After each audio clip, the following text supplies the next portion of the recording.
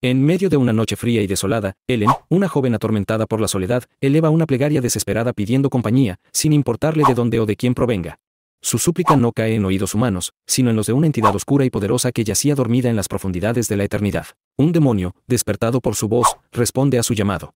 Atraído por la pureza de su desesperación, el ser se materializa en su habitación, su silueta grotesca se recorta entre las cortinas mientras una voz profunda y resonante le asegura que Ellen no pertenece a un mundo que no la merece. El demonio, fascinado por su fragilidad y su inocencia, le ofrece un pacto, unirse a él para siempre. Ellen, en un acto de desesperación, jura lealtad sin vacilar. En ese instante, el demonio experimenta un placer indescriptible, pero Ellen, al vislumbrar la verdadera naturaleza de la criatura, siente un dolor agudo y una sensación de vacío que la marca para siempre. Años después, Ellen despierta en su cama, sudorosa y agitada, llamando a su esposo, Tomás, quien la tranquiliza desde la misma habitación. Le cuenta que ha tenido una pesadilla, pero Tomás, con ternura, le pide que la olvide. Ellen intenta revivir la pasión de su reciente luna de miel, pero Tomás, con delicadeza, le explica que debe atender un asunto importante y se despide con un beso antes de partir.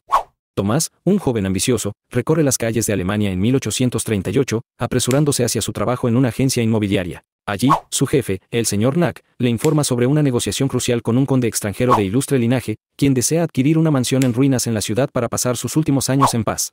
El conde insiste en firmar el contrato personalmente, por lo que Tomás debe viajar al este de Bohemia, a un pequeño y remoto país. Aunque la idea lo incomoda, Tomás acepta, consciente de que este trabajo podría asegurarle un futuro estable para él y Ellen. Bajo la lluvia, Tomás regresa a casa para informarle a Ellen que estará fuera durante 6 semanas. Ella, distraída con un ramo de flores marchitas, le ruega que no se vaya.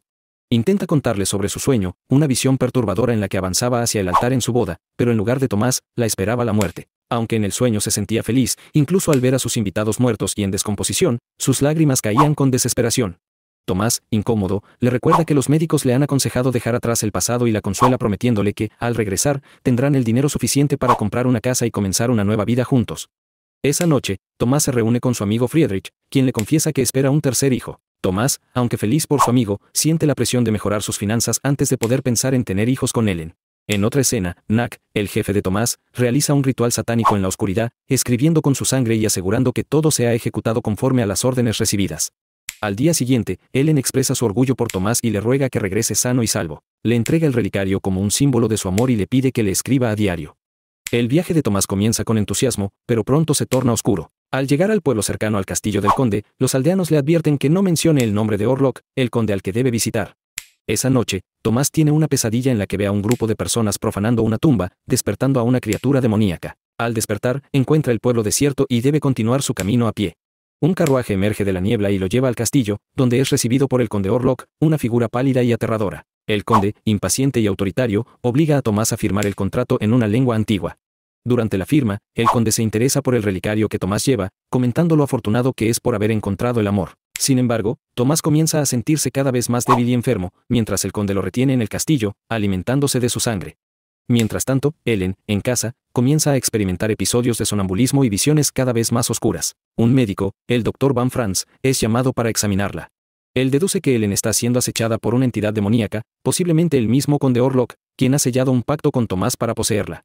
Van Franz advierte a los esposos que están enfrentando un peligro inimaginable y les pide que vigilen a Ellen de cerca. En el castillo, Tomás logra escapar del conde, pero es perseguido por criaturas monstruosas.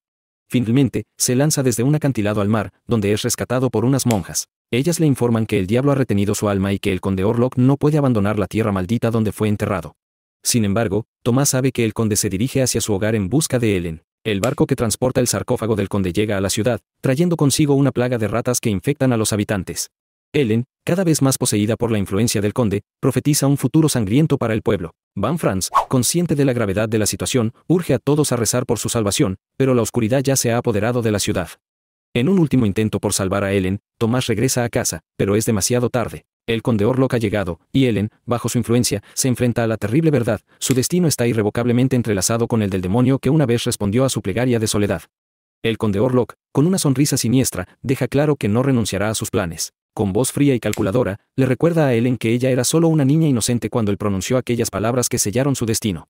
Insiste en que sus vidas están irrevocablemente entrelazadas, que aunque él no pueda amar, tampoco puede sentirse completo sin ella. La criatura, con una mezcla de deseo y desesperación, le ruega que recuerde lo que alguna vez compartieron, aquellos momentos en los que ella, en su soledad, lo invocó y lo convirtió en su único consuelo.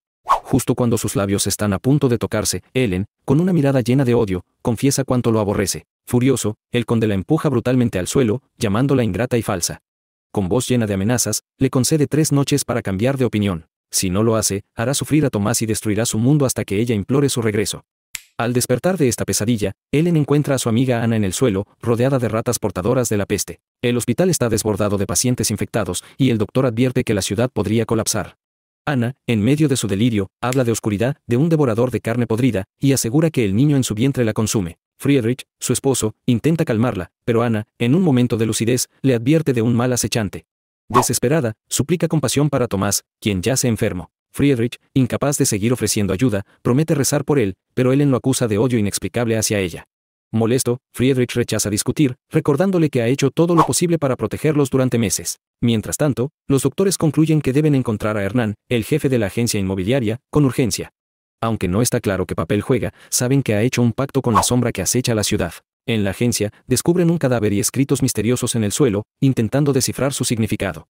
Tomás, débil y apenas capaz de sostenerse, regresa a casa con la ayuda de Ellen. Lejos de las miradas ajenas, logran avanzar, pero la sombra del conde los persigue en cada paso. Más tarde, el Dr. Van Franz solicita ver a los esposos. Les informa que ha enviado a Friedrich y a Ana a casa, cambiando el tema cuando Friedrich pregunta cómo podrían deshacerse del demonio que los atormenta. Van Franz admite que jamás ha enfrentado a un Nosferatu en persona, una respuesta que desespera a Friedrich, pues de ello depende la vida de su esposa. Explica que los métodos para repeler a estas criaturas varían según la región, pero menciona una forma inequívoca de resolver el problema: hacer que el Nosferatu regrese a la tierra donde fue sepultado antes de que cante el gallo. Incapaz de tolerar más discusiones sobre demonios y supersticiones, Friedrich expulsa a los doctores de su casa. Afirma que deben concentrarse en enfrentar la epidemia real que está devastando la ciudad y rechaza escuchar cualquier explicación adicional. Mientras tanto, Ellen cuida a Tomás hasta que éste despierta. Con ternura, le sugiere que deben huir del peligro. Tomás, confundido, le confiesa que ahora sabe que un demonio los acecha, pero Ellen le revela que lo conoce desde hace años. Le explica que, en su soledad, lo invocó, y aunque al principio fue maravilloso, pronto se convirtió en una tortura que la consumió. El conde representa su vergüenza y la melancolía que la ha atormentado desde que la hizo su amante. Ahora, el conde ha regresado y descubierto su matrimonio, desatando su ira. Desesperada, Ellen le pide a Tomás que no la toque, asegurando que nadie debe hacerlo. En ese momento, recuerda que Tomás nunca le escribió desde el castillo y lo acusa de haberla olvidado. Le reprocha que el conde le reveló el pacto que Tomás firmó para venderla, cuestionándole dónde está el dinero que supuestamente aseguraría un hogar y un futuro prometedor para ambos. Ellen comienza a luchar contra un impulso incontrolable, mientras Tomás intenta justificar que se fue para asegurarles un mejor futuro. De repente, Ellen siente un dolor intenso y declara que jamás debieron casarse. Su cuerpo se retuerce, y un líquido blanco brota de su boca antes de que sus ojos se vuelvan completamente negros. Tomás, alarmado, intenta buscar al doctor, pero Ellen, envuelta en una transformación demoníaca, se arrastra hacia él y le recrimina que no puede satisfacerla como lo hace el conde en sus sueños. En un arrebato, Tomás la toma bruscamente, intentando demostrarle que puede hacer lo que ningún otro, pero una visión espantosa interrumpe su respuesta, dejando en suspenso la creencia del conde.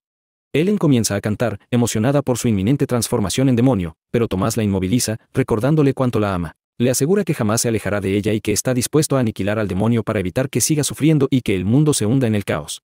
Mientras tanto, Van Franz continúa buscando información sobre cómo librarse del demonio. Descubre que Ellen debería compartir la cama con el conde y declarar su amor hasta que cante el gallo. Este sacrificio liberaría a todos de la maldición y de la plaga que trajo consigo. Deduciendo que Ellen es la única solución, su destino parece sellado. En medio de la noche, los gritos espantosos de las hijas de Friedrich resuenan en la casa. Ana no logra despertar a su esposo, y al levantarse, encuentra la aterradora escena del conde Orlok alimentándose de la sangre de las pequeñas y luego de la madre embarazada. Friedrich, completamente destrozado, se encuentra junto a Ellen, quien le señala que ambos deben hablar seriamente. Sin embargo, Friedrich la acusa de ser responsable de la pérdida debido a sus desvaríos mentales. En respuesta, Ellen le muestra la mordida en su pecho, demostrando que enfrentan un demonio real. De regreso, los protagonistas buscan una solución. Friedrich se disculpa con todos, incapaz de aceptar el dolor de las pérdidas sufridas. Deciden santificar la tierra donde fue sepultado el Nosferatu y destruir sus sarcófagos para que no tenga refugio cuando cante el gallo. Sin embargo, si esto falla, Ellen sabe que deberá entregarse voluntariamente, consciente de la poderosa atracción que el conde siente por ella. Mientras tanto, Ellen le hace prometer a Tomás que volverá a ella solo cuando el conde haya muerto, pues el Nosferatu no tiene poder sobre él. Cuando Tomás se dispone a buscar a Friedrich, descubre que su amigo no está en su casa y decide ir al cementerio donde su familia fue sepultada. Allí, encuentra a Friedrich sin vida junto al cuerpo de su difunta esposa. Con tristeza, encienden ambos cuerpos en llamas antes de dirigirse a la mansión de Orlok. El demonio anuncia que es la tercera noche. Ellen abre la ventana de su habitación para invocar a Orlok, mientras Tomás y los demás atraviesan una sala llena de ratas hasta llegar al sarcófago del vampiro.